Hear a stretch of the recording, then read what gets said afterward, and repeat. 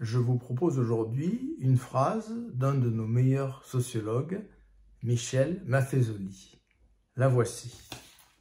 Le génie n'est pas, comme il est fréquent de le dire, puissant et solitaire.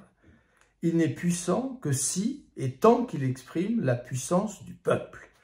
C'est dans son livre Les Nouveaux Bien-Pensants que Michel Maffezoli nous propose cette phrase. Sociologue iconoclaste, Michel Maffezoli est plus célèbre en Amérique du Sud et sur d'autres continents qu'en France, et c'est certainement ses positions un peu marginales qui expliquent ce décalage entre sa notoriété à l'étranger et son manque de notoriété relatif, en tout cas en France. Michel Maffezoli croit en la force créatrice des peuples et il applique ici cette croyance à la notion de génie. Pour discuter avec la thèse de Maffezoli, il convient de se livrer à un bref historique de la notion de génie. Cette notion est d'apparition récente. En Grèce, les grands sculpteurs ne se considéraient absolument pas comme des génies, mais comme de simples artisans. On ignore les noms de la plupart des peintres et des sculpteurs du Moyen-Âge. Ce n'est qu'en Italie, à la Renaissance, qu'est apparue la notion du créateur génial laissant des œuvres immortelles. Mais c'est essentiellement lors du romantisme qu'a été construite cette idée de génie, qu'est apparue l'idée du génie incompris, rejeté par les masses, celui dont les ailes de géant l'empêchent de marcher, pour citer le dernier vers du poème L'Albatros de Charles Baudelaire dans Les Fleurs du Mal.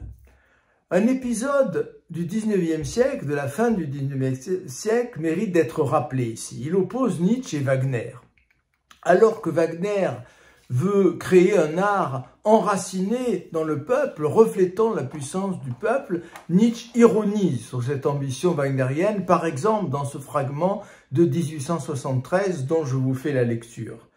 Le sol de l'art nouveau n'est plus le peuple. On conçoit le peuple de manière idyllique.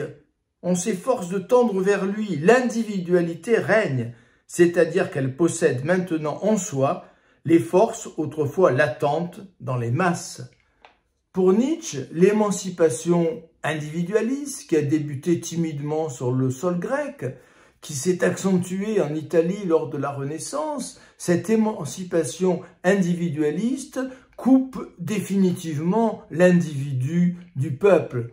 Autrefois, l'individu trouvait son salut, ses ressources, sa puissance dans le groupe d'appartenance. Aujourd'hui, c'est un individu émancipé qui ne doit plus qu'à lui-même, au fond, sa force créatrice.